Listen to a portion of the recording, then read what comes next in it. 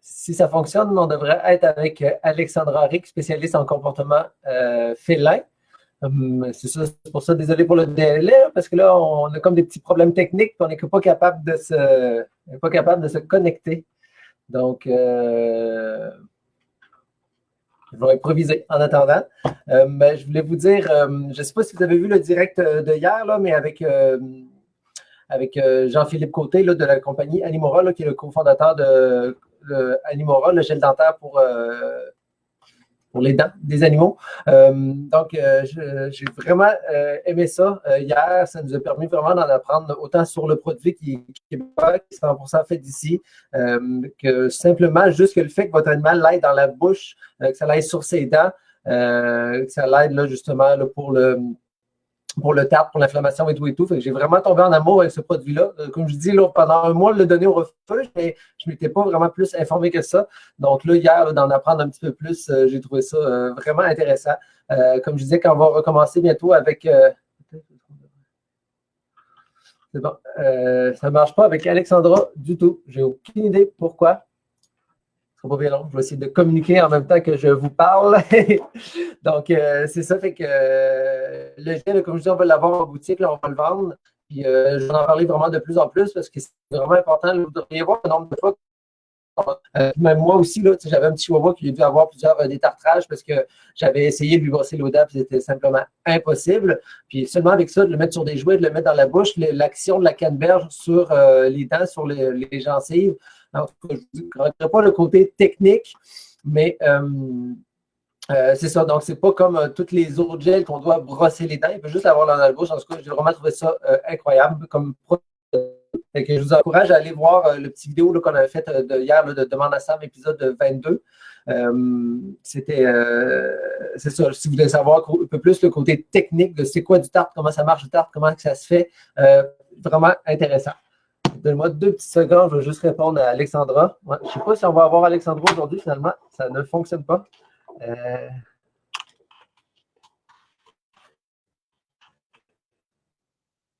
Je ne sais pas ce qui ne fonctionne pas, pourtant tout est comme d'habitude. C'est qu'hier, j'ai utilisé cette plateforme-là là, pour parler justement là, avec David et Sabrina, là, mes deux gestionnaires là, du refuge. C'est ça. Dame de Blanc a dit qu'il y avait le petit chaton roux et blanc. Oui, c'est ça, là, comme vous avez vu sur Instagram, j'ai mis des photos d'un petit portée de chaton qu'on a eu. Non, je pense qu'il n'y a pas besoin. J'ai aucune idée pourquoi ça ne fonctionne pas avec Alexandra. Bon, mais gars, Alexandra, tant qu'à essayer, on va remettre ça à la prochaine fois. Puis je vais y aller en mode improvisation totale. Donc, c'est ça, aujourd'hui, on était supposé de parler du deuil avec Alexandra chez les chats. Puis aussi, là, on avait une question là, par rapport à la coupe des griffes.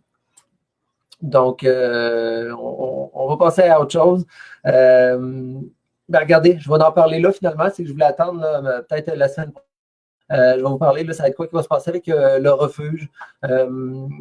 Présentement, le refuge va ouvrir la semaine prochaine. Mais je vais juste réarranger mon setup tant qu'à ne pas avoir Alexandra. Là. Donnez-moi quelques secondes. Je vais juste faire ça. Ça ici. Bon, je me vois en gros là. Parfait. Donc, oui, Alexandra, vous avez préparé une belle coupe de griffes. C'est ça. J'ai aucune idée pourquoi ça ne fonctionne pas. En tout cas, on fera des tests à Alexandra. Pourquoi ça ne fonctionne pas. Hier je l'ai fait avec David et ça marchait bien. Je ne sais pas s'il y a de quoi qui. J'ai aucune idée. Aucune idée. Donc, c'est ça. Donc, on va, avec le refuge, ce qu'on va faire, c'est que lundi, on va rouvrir nos portes, mais on n'accueillera pas d'animaux dans le refuge, pas tout de suite. On va attendre parce que, comme je l'avais dit, là, avec les demandes à Sam, on n'a vraiment pas beaucoup de demandes d'abandon, donc de personnes qui viennent nous porter les animaux dans le refuge. J'en profite pendant que je parle, s'il y en a qui me voient, là, qui ont des questions, ben, je vais les prendre, je vais les répondre live, que ce soit sur n'importe quoi, la pluie, le beau temps, les chiens, les chats, n'importe quoi. J'ai besoin de sujet pour là parce que je me suis rien préparé. Donc, c'est ça, on va réouvrir le 4, pas d'animaux. La raison pour laquelle pas d'animaux, c'est parce qu'on n'a tellement pas de demandes d'abandon. On a des personnes qui voudraient venir porter des animaux dans le refuge, que si on a juste comme un chien puis 3-4 chats, c'est pas assez pour faire survivre le refuge. Donc, de payer des employés 7 jours sur 7 pour s'en occuper, parce que c'est pas comme un autre commerce qu'on dit, mettons, je rouvre une journée sur 2, puis je paye des employés une journée sur 2. Non, si j'ai des animaux dans le commerce, je n'ai pas le choix d'avoir des employés 7 jours sur 7 qui sont là, qui doivent s'occuper des animaux matin et soir minimum. Donc, c'est pour ça que pour l'instant, on va fonctionner vraiment avec des familles d'accueil. Jusqu'à une période indéterminée, j'en ai vraiment aucune idée. Tout ça va être en fonction des demandes d'abandon finalement. Donc, on va vraiment fonctionner avec des familles d'accueil. Le magasin va être ouvert pour qu'on puisse justement répondre à vos questions. Les produits, la nourriture Royal Canin, c'est toutes des choses qu'on va être faire pour vous. On va fonctionner aussi avec des heures réduites. Donc, on va être ouvert de midi jusqu'à 4 heures, lundi, mardi, mercredi. Puis les jeudis, vendredis, on va être ouvert de midi jusqu'à 7 heures. Puis samedi, dimanche, on va être fermé. Donc, ça, c'est pour les prochains temps. C'est ce qui va se passer avec le refuge. Puis pour les adoptions, tout va fonctionner justement, là, je vous dirais, au cas par cas. Donc, en fonction de quelqu'un vient nous porter un chat, OK, oui, on a toute une famille d'accueil, on peut tout le recevoir. Ou quelqu'un fait une demande d'abandon pour un chat qui est plus, je dirais, mettons, créatif, qui a des besoins particuliers. On va peut-être regarder dans notre famille d'accueil et dire, oh, on ne pourra pas tout accueillir votre chat, il faut se trouver une famille d'accueil. Dès qu'on peut, vous viendrez le porter. Puis pour les adoptions, là, c'est toutes des choses qu'on va regarder aussi. Est-ce que les familles d'accueil vont revenir porter l'animal dans le refuge? Est-ce qu'il y a des familles d'accueil qui vont vouloir qu'il y ait des personnes justement qui viennent chez eux? C'est ça qui viennent chez eux. On va peut-être même aussi regarder, voir s'il n'y a pas des personnes qui, des propriétaires d'animaux qui voudraient abandonner leur animal, mais qui vont faire office de famille d'accueil en attendant de trouver une famille d'adoption. Donc, c'est toutes des possibilités qu'on est en train de regarder. Puis, comme je vous dis, on va vraiment y aller du cas par cas. Comme là, je sais que j'ai une demande d'un puggle qui devrait rentrer. J'ai un puggle qui devrait rentrer bientôt, qui lui va rester dans sa famille. J'ai comme 3 caméras, je ne sais pas regarder. J'ai un petit déficit d'attention, fait que je suis facile à être mêlé. Donc, j'ai un puggle qui devrait rentrer bientôt. On va avoir aussi peut-être un petit école de 8 ans qui va rentrer éventuellement. Donc, je vais avoir un petit équel qui devrait rentrer éventuellement.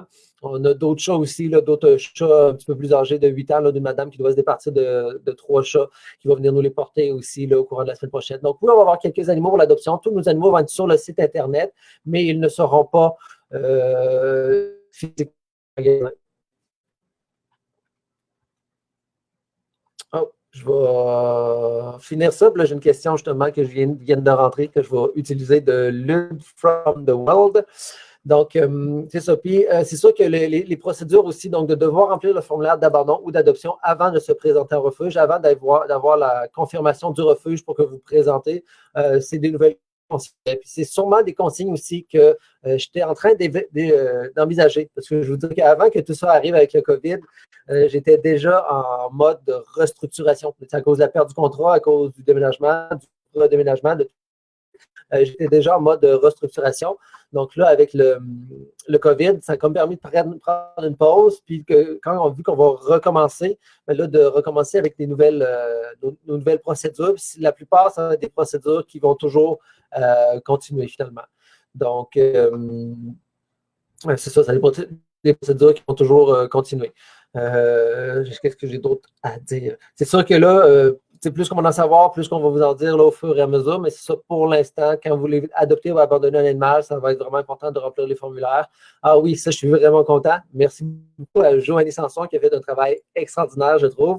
Elle nous a toutes, à l'aide de Google Forms, je crois, mis tous nos formulaires pour que vous puissiez les remplir en ligne. Parce que ça, c'était quelque chose qui était tannant souvent pour les personnes qui n'avaient pas d'imprimante à la maison. Je me suis rendu compte que beaucoup de personnes n'ont pas d'imprimante à la maison. Donc, c'était dur pour eux autres d'imprimer le formulaire, ensuite de le remplir et de le scanner. Donc, à partir de sûrement la semaine prochaine, il me reste juste à trouver comment bien faire pour les mettre là, sur notre site Internet. Mais tous nos formulaires vont pouvoir être remplis en ligne. Donc, vous allez pouvoir là, directement sur de votre téléphone ou de votre ordinateur, remplir ça, faire terminer, puis ça va rentrer directement chez nous, ce qui va être quelque chose de vraiment qui va faciliter vraiment la vie de tout le monde. Puis, j'ai d'autres consignes aussi là, qui vont arriver, que je vais vous prendre le temps un petit peu plus de vous le dire la semaine prochaine quand je vais m'être préparé une vidéo pour ça, pour toutes les nouvelles consignes. Donc, c'est ça. Fait qu'on rouvre lundi à partir de midi, mais pas d'animaux dans le refuge. Comme je dis, je suis en train de regarder pour refaire la boutique. Puis ça, c'est quelque chose qui va vraiment nous aider. Si vous voulez venir acheter là, vos accessoires, nourriture, c'est sûr qu'on a juste la Royal Canin, parce qu'on est commandité Royal Canin avec le refuge. Mais si vous venez acheter là, vos biscuits, vos accessoires, si vous me dites, hey, moi, j'aime ça, telle sorte de biscuits, vous ne l'avez pas, est-ce que vous pourriez nous le commander? On va pouvoir prendre des commandes spéciales. Honnêtement, on va tout faire pour accommoder les clients parce que ça fait partie du plan de relance du refuge, d'avoir un revenu qui provient justement de la vente d'accessoires puis de nourriture. Donc là, je vais répondre à la question de Lud from the World. Il me dit, est-ce qu'il faut avoir des jouets et tout avant d'avoir un animal? Je vous dirais que oui, c'est toujours bien d'avoir des choses dans la maison. C'est sûr qu'en plus, quand l'animal vient d'arriver, parce que je sais que Lud from the World en avait parlé justement là, pour des petits chatons par Instagram. Puis ouais, by the way, c'est ça. J'aime ça quand vous me communiquez, là, que ce soit par Instagram, par Facebook ou par les autres plateformes. C'est moi qui vous réponds, c'est moi qui peux répondre à vos questions, vous informer quoi que ce soit, des questions, quoi que ce soit. J'adore aussi quand vous envoyez des nouvelles de vos anciens pensionnaires, de vos amis fidèles moustachus. J'ai une superbe belle histoire à vous partager, que je vais faire ça là, avant le mois de juin, de Logan. Je suis en mode improvisation, donc ça ne sera pas bien long. Logan. On improvise. Je vais juste montrer Logan, vous allez voir, c'est quand même assez incroyable ce qu'on réussit à faire avec un peu d'amour et tout ce qu'il faut. Il faut ça, là. Donc, c'est ça, pour avoir des jouets. Oui, c'est important. C'est bon d'avoir des jouets. C'est sûr qu'éventuellement, vous allez voir qu'est-ce que votre animal aime comme jouet. Mais tu sais, exemple, pour un chaton, là, les petits bâtons avec une corde et une petite affaire au bout, là, ça, c'est comme winner à tous les temps. Puis c'est vraiment important d'avoir ça en plus si vous avez des chatons. Je vais vous dire pourquoi. Parce que, oui, c'est le fun de jouer avec les chatons. On aime ça jouer avec. Ils sont cute, ils mordent, ils donnent des petits coups de griffes. Fait que, c'est correct quand ils sont chatons, c'est correct quand ils sont bébés, mais c'est parce que bébé deviendra grand. Il s'est habitué à jouer avec ses pattes, avec ses griffes, avec ses dents. Quand il va être rendu à 1 an, il va continuer de vouloir jouer avec ses pattes, avec ses griffes, avec ses gants. Mais il ne sera plus aussi cute, il n'y aura plus des aussi petites dents, puis ça va faire mal. En plus, si éventuellement vous avez des enfants, que là, ils veulent jouer avec le chaton, fait que là, le chaton va pouvoir, le chat, le chaton qui était chaton, le chaton qui est rendu chat, il va peut-être pouvoir justement là, blesser vos enfants. Donc, c'est important, surtout quand on a un chaton, surtout si on a un nouveau chat qui arrive à la maison, le petit bâton, la petite corde avec le petit froufrou au bout, c'est vraiment un jouet important pour les chats. Puis, c'est sûr que si un nouvel animal qui arrive à la maison puis il n'y a pas de jouet, il n'y a pas rien, lui, l'animal va être stressé. C'est certain que l'animal va être stressé. Puis le stress peut sortir de différentes manières. Peut-être qu'il va aller se cacher en dessous du divan, peut-être qu'il va être super excité, peut-être qu'il va être plus agressif, peut-être qu'il va s'ennuyer puis il va vouloir justement mastiquer, me voir de quoi, faire de quoi. Donc, c'est sûr que si vous n'avez pas de jouet, si vous n'avez rien pour que lui se défoule un petit peu avec son stress, bien, son stress va le passer ailleurs. Donc, c'est là que ça peut se passer peut-être sur votre divan, peut-être sur justement vos jambes et tout et tout. Donc, quand je vous dis vos jambes, là, vous comprenez que ça, vous marchez, puis le chat, il fait « Waouh, des points une fois », puis il vous attaque. Là. Donc, c'est pour ça qu'il y a avoir des jouets. Puis c'est sûr qu'au fur et à mesure que vous allez connaître votre animal, vous allez voir quel type de jouet il aime. Puis ça va être là ensuite à vous de justement les conséquences de ce que votre animal aime jouer. C'est comme Ruby, le petit chien chinois qui accueille. J'ai une panoplie de jouets à la maison parce que c'est un chiot de 8 mois, fait que je ne voulais pas commencer à briser chez nous. Puis c'est ça, je me suis rendu compte que lui, ce qu'il aimait vraiment beaucoup, c'était les bouteilles de plastique. Donc, je vais présenter telle sorte de jouet, telle sorte de jouet, telle sorte de jouet. Puis il ne voulait pas tant jouer avec, mais quand on est arrivé avec une bouteille, mettons, de Powerade vide, là, une bouteille de plastique, ça, il a vraiment aimé ça. Parce que j'avais jamais amené un jouet que c'était comme un toutou, puis là-dedans, on pouvait mettre des bouteilles de plastique pour que, il y a certains chiens qui aiment le bruit de ça. Puis je jouais pas tant avec, mais je vois qu'il j'ai juste enlevé comme la couverture en toutou, puis j'ai donné la bouteille directement. Et là, il a vraiment aimé ça, puis là, il n'arrête pas de jouer avec. En plus, ce qui est le fun avec une genre de bouteille comme ça, que Ruby avait tout mâchouillé, je peux mettre de la nourriture à l'intérieur. Des petites graines de nourriture. Puis là, il s'amusait à le mâchouiller, il s'amusait d'essayer de la faire sortir parce que là, c'était plus difficile à sortir, comme la bouteille était toute défaite. Donc, oui, c'est important d'avoir des jouets. avant l'arrivée de votre animal, mais suite au comportement de l'animal, après ça, vous allez voir quel type de jouet qu'il aime et vous vous ajusterez en fonction de ça. J'ai Johnny Sanson qui se questionne à savoir qu'est-ce qui motive une chatte opérée à tout à coup faire ses selles hors de la litière? Seulement le caca est toujours à la même place. Ça aurait été une super de bonne question pour Alexandra si elle aurait été là. Je sais qu'Alexandra, à force de travailler avec, la première chose qu'elle va dire, c'est de regarder justement le côté vétérinaire. Est-ce qu'il y a une pathologie quelconque? Donc, oui, des fois, d'aller faire un examen vétérinaire, voir est-ce qu'il y a des changements, parce que quand un animal fait un comportement, il y a une raison derrière ça. Donc, pourquoi elle a commencé à faire ses selles à l'extérieur de la litière? Est-ce que justement, c'est que maintenant, elle a plus de problèmes, elle a mal au ventre, puis c'est sa manière de le dire, elle a mal ailleurs, c'est sa manière de le dire. Donc, de trouver premièrement, c'est d'aller éliminer ça, éliminer la cause de santé. Une fois que la cause de santé est éliminée, par la suite, c'est de voir, OK, qu'est-ce qu'il y a de nouveau? Y a-t-il des changements? Est-ce que la litière a été changée de place? Est-ce qu'il y a quelqu'un de nouveau dans la maison? Est-ce que, c'est ça, qu'est-ce qui a chamboulé un petit peu sa routine? Puis souvent, c'est dur, il n'y a pas un genre caca hors de litière, OK, c'est ça. C'est pas des solutions A, B, C, D, c'est question A, B, C, D. Donc, c'est d'essayer de trouver. Donc, c'est vraiment de se creuser la tête. Qu'est-ce qui a changé? À partir de quand elle a commencé à faire ses caca en dehors de sa litière? OK, elle a commencé à partir de telle date. Qu'est-ce qu'il y a eu comme changement à partir de cette date-là? Donc, est-ce que c'est un nouvel animal? Est-ce que c'est les enfants qui ont changé de chambre? Est-ce qu'on a changé des meubles de place? Puis là, elle n'a plus accès à son beau spot au soleil qu'elle était bien contente d'avoir. Des fois, ça peut être vraiment, vraiment difficile, puis il faut se creuser la tête. Je racontais un petit cas que j'avais vu. C'est des personnes, justement, là, que le chien avait commencé à faire pipi. On ne peut plus si c'est chien ou chat, mais il avait commencé à faire pipi toujours dans le portique. Mais tout le temps dans le portique. Puis il se demandait pourquoi. Donc là, il cherchait qu'est-ce qu'on a changé, qu'est-ce qui a changé. La nourriture, c'est là. Là, il se creusait la tête. Pourquoi le chat ou le chien fait maintenant toujours ses pipis dans le portique?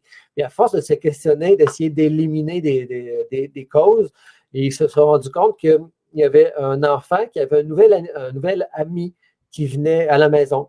Puis ce nouvel ami-là avait des animaux à la maison. Puis il laissait ses souliers dans le portique. Fait que même si l'ami n'était plus là, que les souliers de l'ami n'étaient plus là, ben, l'odeur d'un animal qui provenait d'un autre foyer dans le portique faisait que le chien ou le chat allait faire ses pipis dans le portique. Donc, vous voyez des fois à quel point ça peut être dur de trouver la cause, mais il y a toujours une cause si votre animal a commencé à reproduire ou faire des comportements qu'il ne faisait pas avant. Ici, Logan, je veux juste montrer Logan.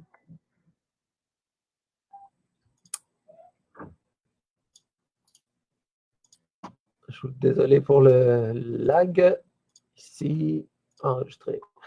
Bon. Donc, j'ai mis ça. Vous allez voir, puis c'est pas drôle, là, mais parce que justement, je me cherchais vraiment des personnes pour des histoires un petit peu comme Logan. Puis c'est drôle parce que la personne qui a adopté Logan, elle m'a contacté pour me donner des nouvelles. Donc là, j'ai fait waouh, vous allez être ma première que je veux faire un avant-après. Share screen. Ici. Donc, vous voyez, Logan pour Instagram et Twitter, je vais vous tasser. Vous ne verrez plus ma face. Vous allez voir Logan. Donc, Logan, à son arrivée au refuge, je voyais à quel point il était maigre, magané, des problèmes de peau, des problèmes de tout. OK? C'est vraiment triste à vous. Pourquoi vous ne le voyez pas, vous?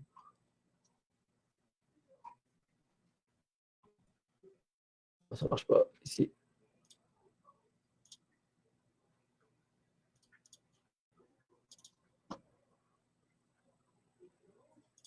OK, maintenant vous le voyez. Désolé. Donc ici, vous voyez, Logan, à quel point il était magané quand on l'a eu, là, quand il est arrivé au refuge, là, il faisait vraiment pitié à voir. Puis là, justement, là, la personne m'a envoyé des photos de Logan maintenant chez eux.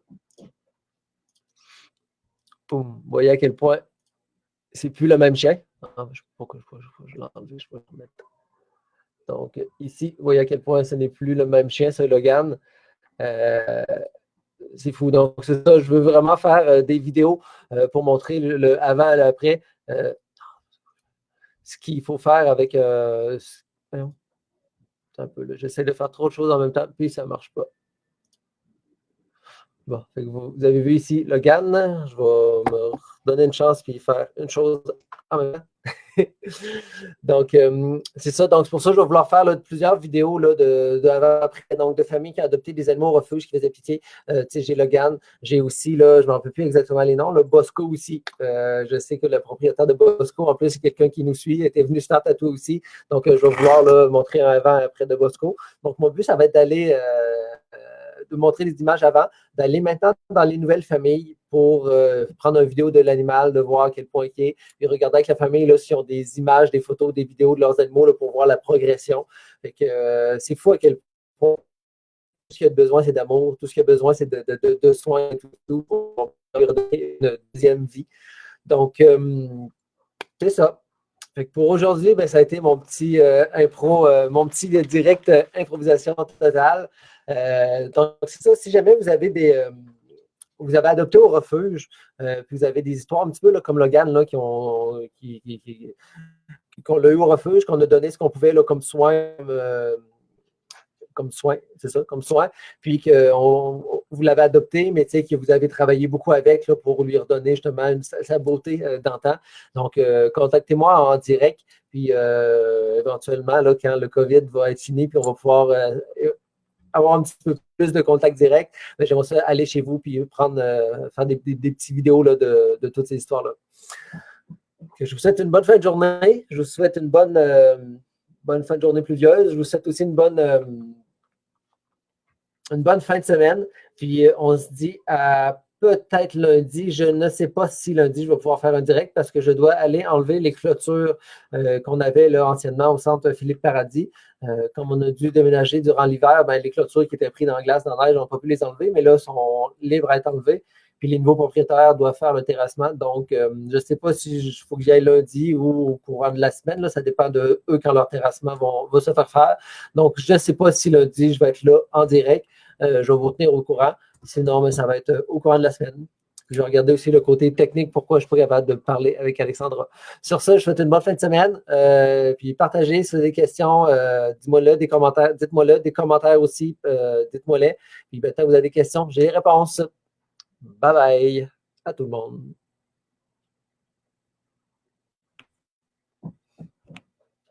Toujours la misère.